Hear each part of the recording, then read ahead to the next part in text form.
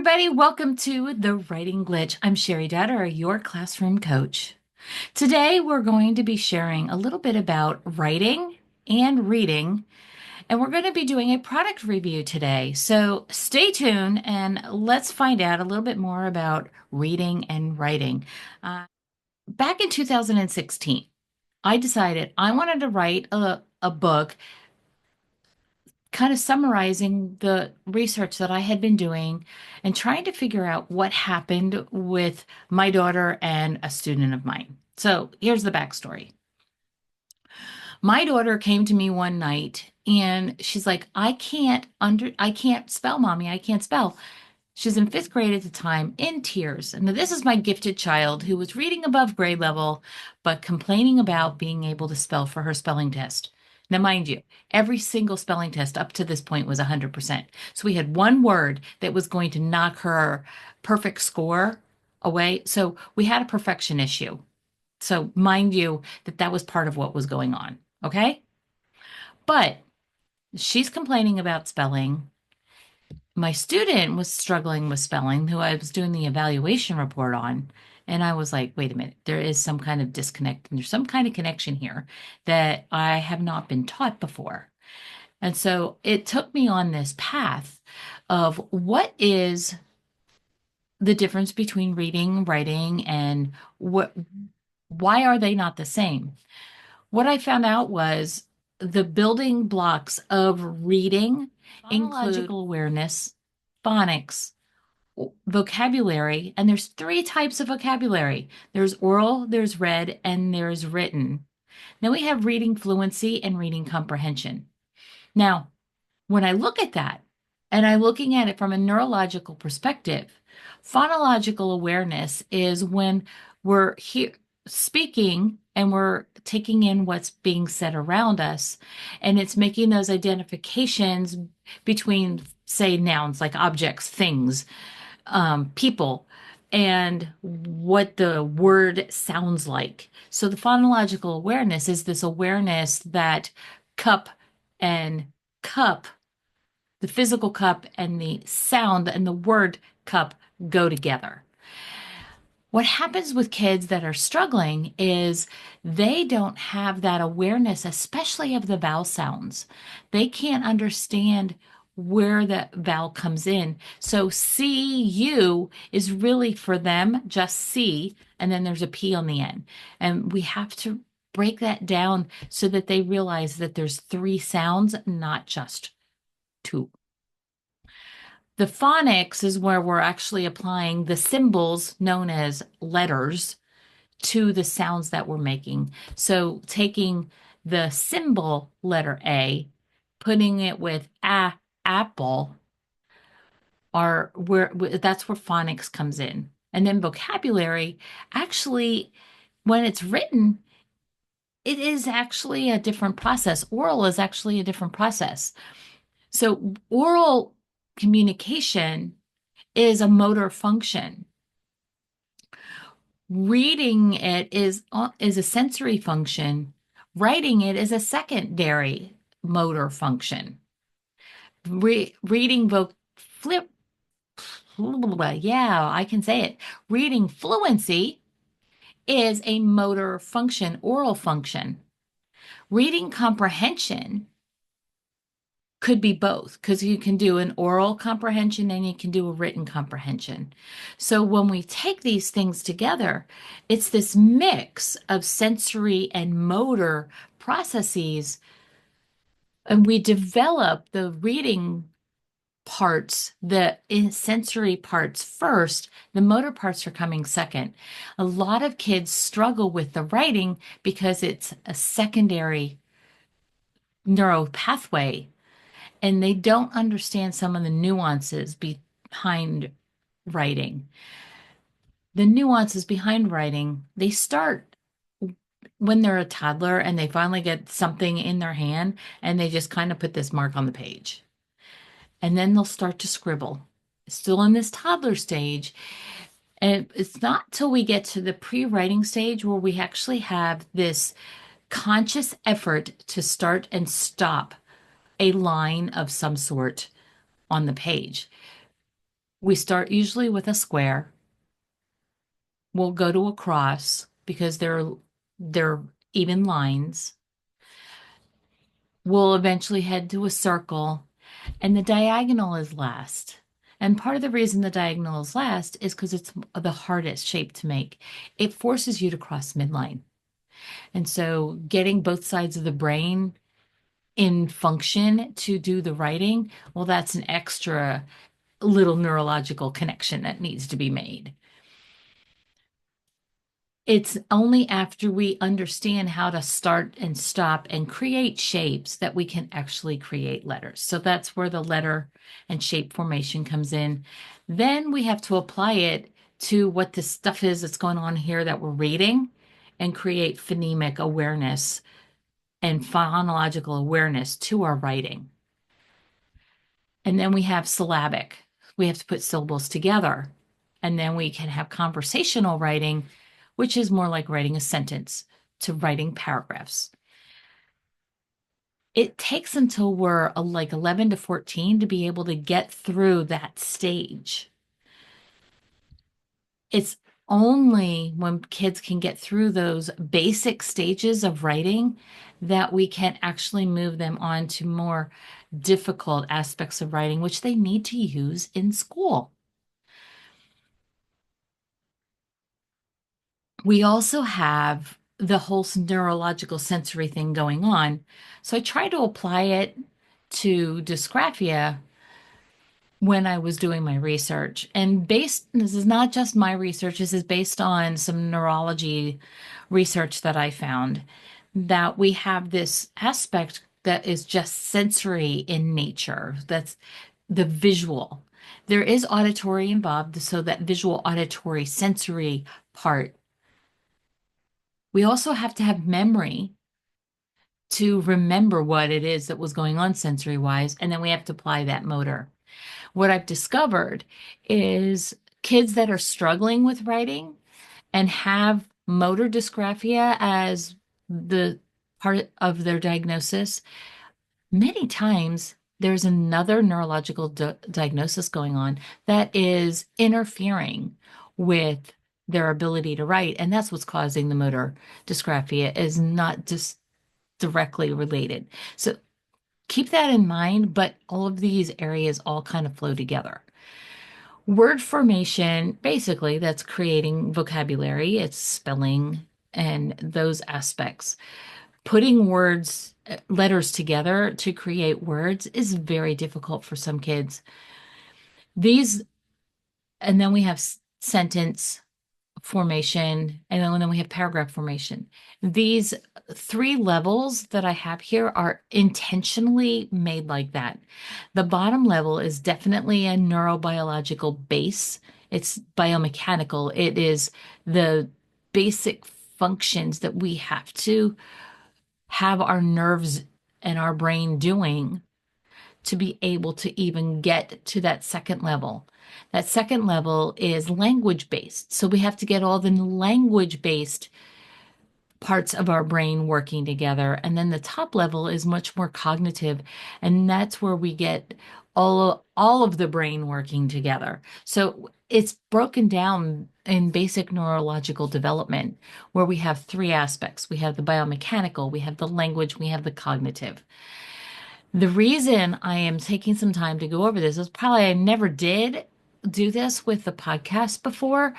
And I wanted you to understand when I talk about the writing glitch, no pencil required, I am talking about these basic foundational neurological areas that the pencil isn't even required to write anything down. And if you're going to have dysgraphia, what happens with the pencil is secondary in nature. It's really the visual spatial understanding and the memory that are going to be creating the gap. Getting it down on paper is a secondary barrier. A little bit more about the product review that I promised you I was going to do.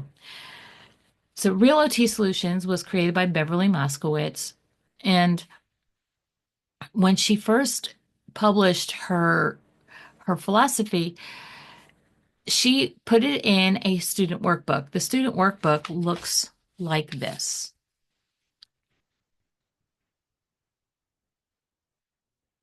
She has several rules that she has teaches the students. The first rule is writing line names. She has the top line, the dotted line, and the bottom line. And then on the left, she has go, and on the right, she has a checkered flag, so you can go around to the next line. What she was noticing was that if we used green on the left and red on the right, kids stopped even if it was in the middle of the sentence. It meant stop. It meant stop writing. There are a lot of other programs out there that call the top line, the dotted line, and the bottom line by different titles. And so she was trying to make it simple and easy for the students. Then she has letter line names. So she has standing tall line, line flat line, slant line, um, C line, clock lines, and smiley face lines.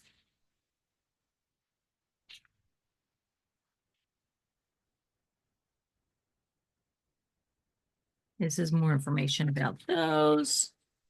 Then she has starting points and initial lines. So she was trying to teach the kids a sequential formation into creating those lines. And she has touch points. And touch points really are where are the letters touching the top line, the dotted line, and the bottom line?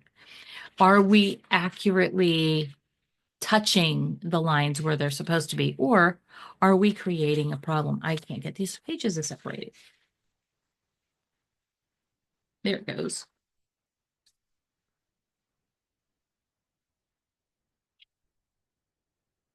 And she has some cartoons in here. And then she has this thing called the Stars and Dice game. And I thought this was brilliant. So as she has kids writing, she will have dry spaghetti and stickers for meatballs. So she will put spaghetti between the letters. And if there is one spaghetti line within letters to a word, that's correct. If they're too close together and she can't even get a spaghetti between them, she reminds the students they're too close together. Or some students put things way far apart. And if she gets more than one spaghetti going there, she's like, that ends up to be like two different words. So if you have a T, like in the word today, we have a T and then we have an O way over here. What is T? Is that a word? So we try to help the kids by with their word spacing and letter spacing. The idea of the meatballs or the stickers is that the space between words, not. So the idea of the dice is she will roll if she sees that letters or words are not effectively created. And she'll have the student roll the dice, and then that's how many times they have to practice the word or the letter that they don't have quite right on the page. And she a lot of times will focus on letters rather than the entire word. And one thing about Size Matters handwriting program is it focuses on size rather than form. So even though she has a sequence that she is teaching the students, she's really focused on the size of the letters. Are they tall? Are they small? Do they dive below the line, for lack of a better way to put that? And so she has three sizes. All capitals and all lowercase letters are size 1. All smaller letters like A, E, I, O, and U that go between the dotted line and the bottom line are all size 2. And then there's 5 that go below the line, and that's G, J, P, Q, Y. So those are size 3. So she teaches the kids the different sizes. And we have to move on in her book. And then she gets to the beginning of her workbook, and I'm just going to quickly glance it up here so you can see it. Each page has what size is this letter, how many, and then there's three different questions. In the letter in front of me is the letter F. So how many standing tall letters, how many lying flat letters, how many slant lines are there in the letter? How many times does it touch the line? And then she has the kids and gains the kids' perspective because she gives them a whole line of F's with only one correct on the page, and she has the kids decide which one is correct. Then we have practice line where she has the F written out and ready for them to trace. And then we have some lines below that that they can practice without having the trace, but they have this work sample above it. And each page has a little character in the corner, and that character begins with the letter of whatever page that happens to be. I'm going to flip back here to lowercase letters. Basically, they do the same thing as the capital letters, and that was the student workbook. Now, if you give me a moment, I'm going to head over to my other desk, and I want to share with you one of the other tools that she has. So give me a moment. Okay, I'm back.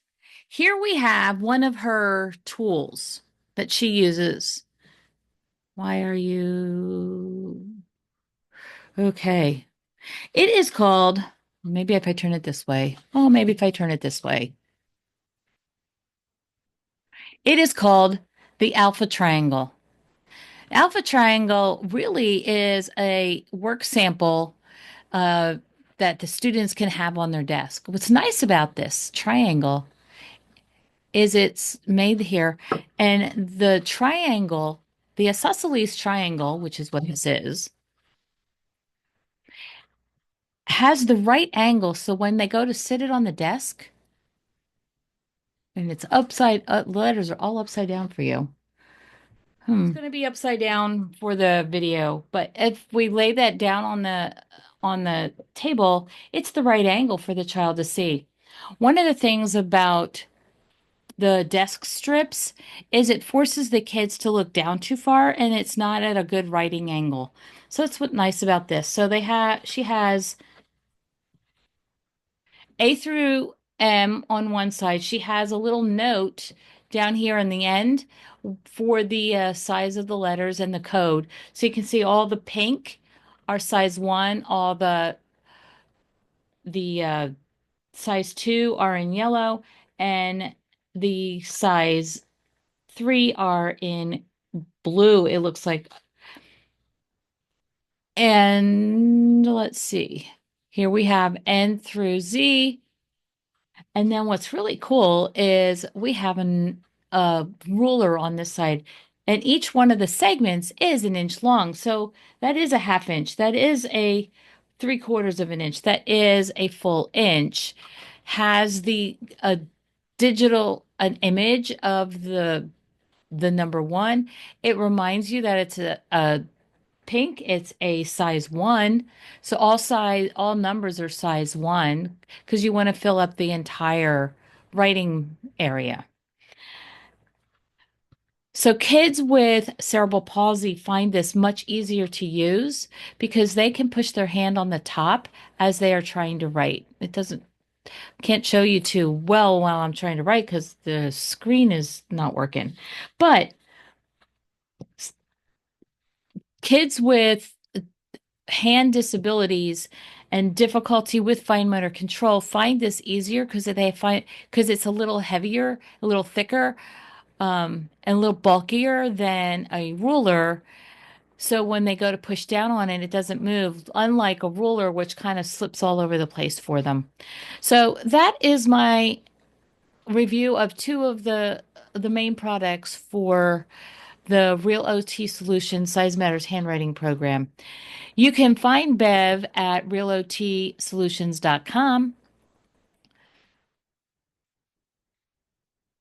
So you can find Bev at realotsolutions.com. Look for her products. She has more than just the two that I shared with you today. There's a bunch of products to support writing skills, preschool products, and some preliminary writing, a lot of visual spatial based worksheets that she has for the students. Before you go, or I go, before we go this week, I'd like to share with you something that's coming up. Every month, I am offering a free webinar. This month is past, so you won't be able to come to this month. However, next month it'll be in February. So if you go to Eventbrite and you find my name, Cheri Dotterer, on Eventbrite, you'll see 3 interventions to help make math stick. So if you're an OT, if you're a teacher, or even if you are a parent, there are mathematical concepts that we share in that webinar and we also share how to adapt them to make it work for any student. So come and join me live, get to talk to me, and we'll hope to see you there at the 3 interventions to help make math stick. For now, have a beautiful day, a great week. Go be awesome, go be brilliant, and remember, you were put here for such a time as this.